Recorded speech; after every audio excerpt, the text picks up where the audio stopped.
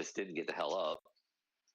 And like that's in the teens, but then like the one before it that we did blew the fuck up. That motherfucker was like over 900. Like, what is going on? Yeah. That thing is insane right now. I'm not upset completely, but it's like, man, this algorithm should be weird.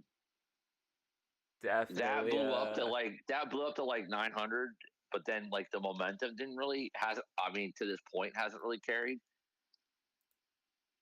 Yeah. Let me make sure it's all good. But it doesn't matter because that's one of the biggest things is just that to help grow, you keep going because you're going to get to that point where something's going to hit like blow like.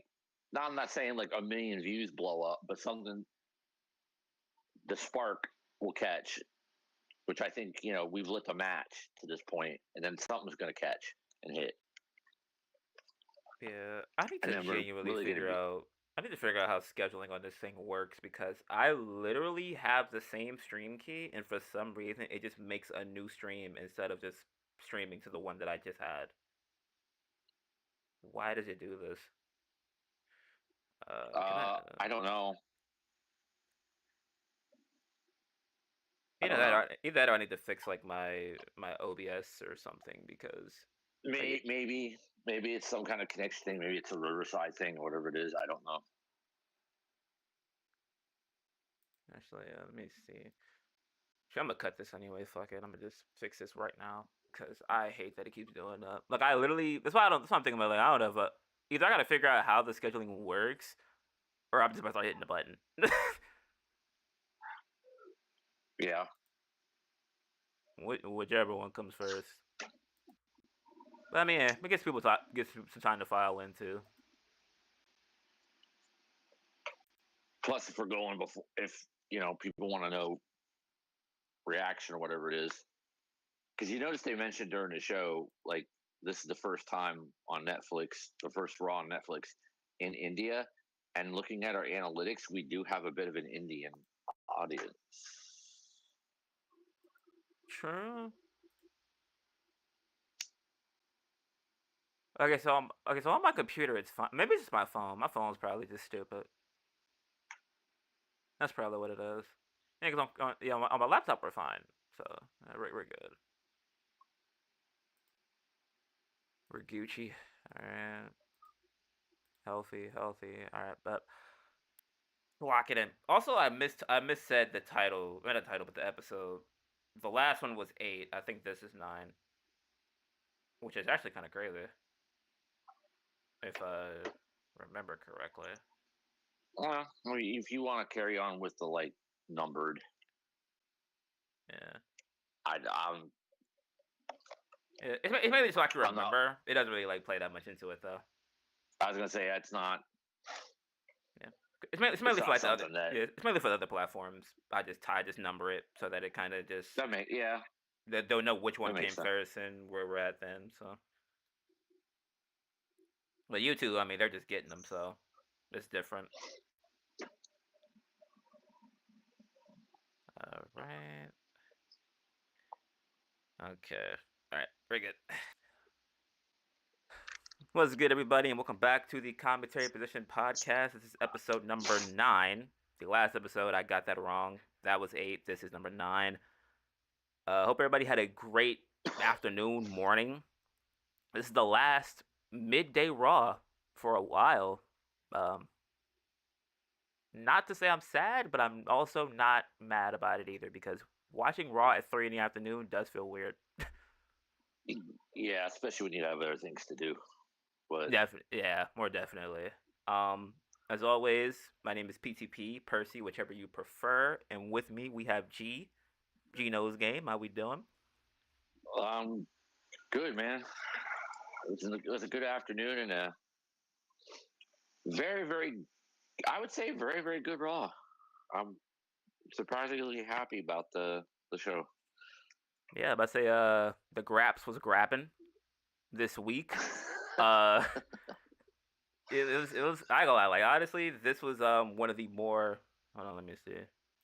Ooh, my My stuff just bugged out. But yeah, it was a lot of very consistent, a lot of memorable moments, I would say, from this week as well. That can't wait to get into.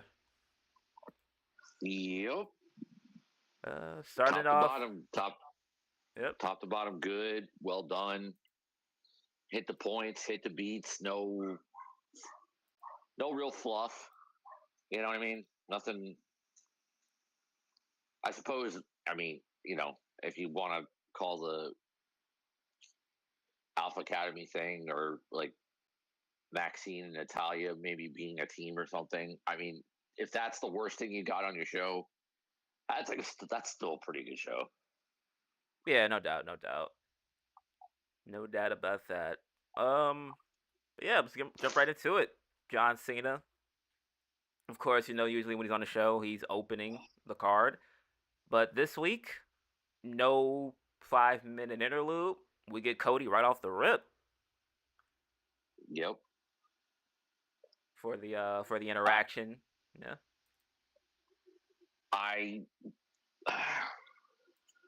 I'm sure I'm not the only one with the opinion that, like, why are they not bringing up the Rock and why he sold his soul? Why is he not talking about it? Cody mentioned it, but why is John not saying why he sold his soul to the Rock? He's doing everything else correct in his how he's presenting himself, how he's running down the crowd, how he's talking, how he's angry, how even during this he's talking about how he's like the only real champion, and Cody's like bringing up like Cody riding with him and his chauffeur, and he's gonna bury him, and all this stuff. I mean, everything was well said. Everything was well done. Cody, I'm sure it was done that way on purpose. But like Cody kept up with him when normally Cena, as you would expect, just in a verbal altercation with somebody on the mic, Cena's going to cook him somehow, some way. He's going to cook him. Right. Not today. Cody cooked him. I mean, I'm not gonna lie. From what I was hearing, I'm not gonna lie. I feel like Cena's probably was. Obviously, I mean, everybody expected it. Even Cody kind of said it, like, "Oh, like what's the word, John? Like, I hear people talking. They say you're gonna cook me."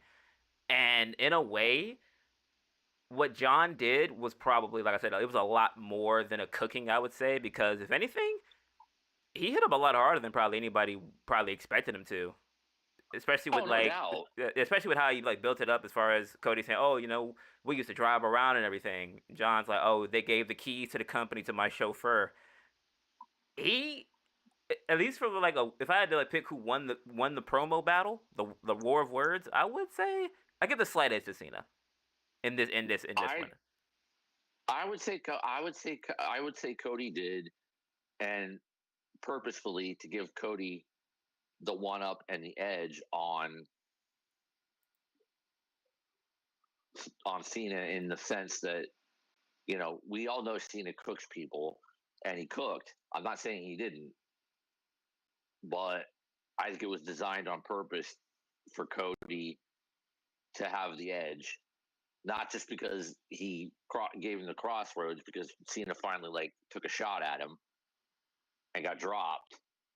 So Cody has the momentum, as probably should, but Cody got his licks in, and at worst,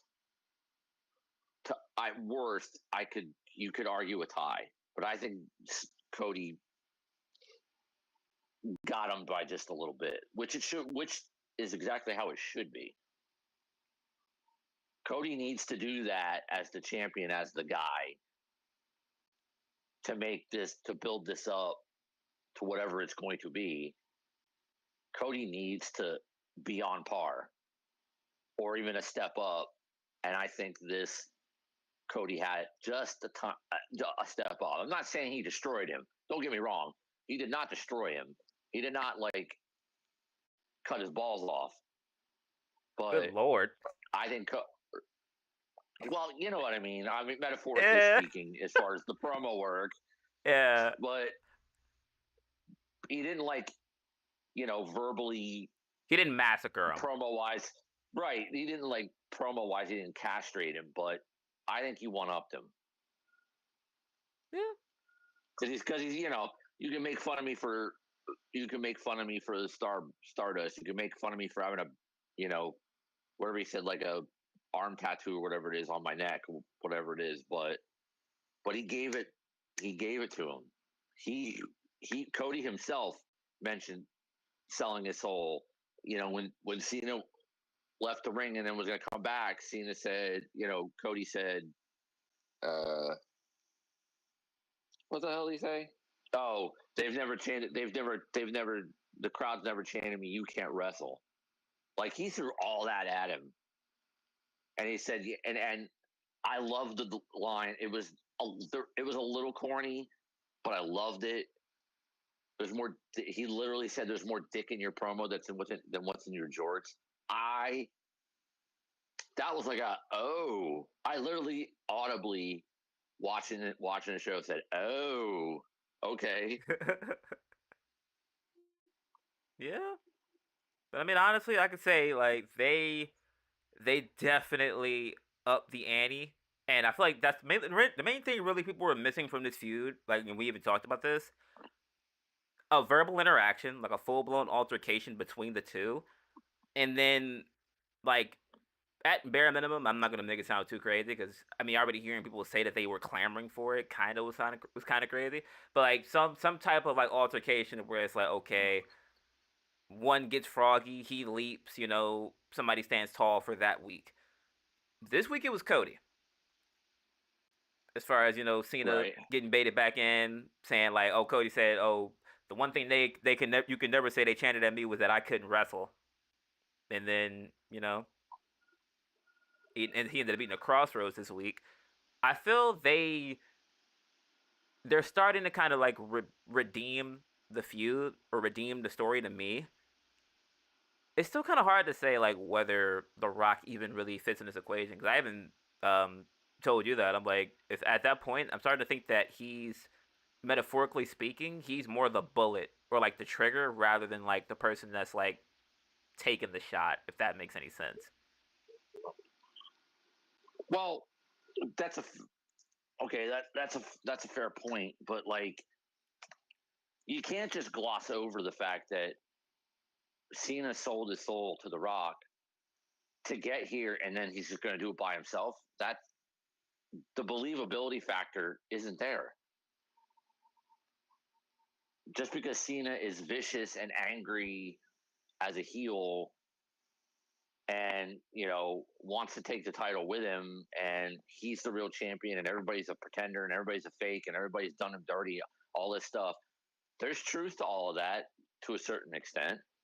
I'm not denying that part, but you can't set this up to be just a straight up one-on-one match when the only thing Cena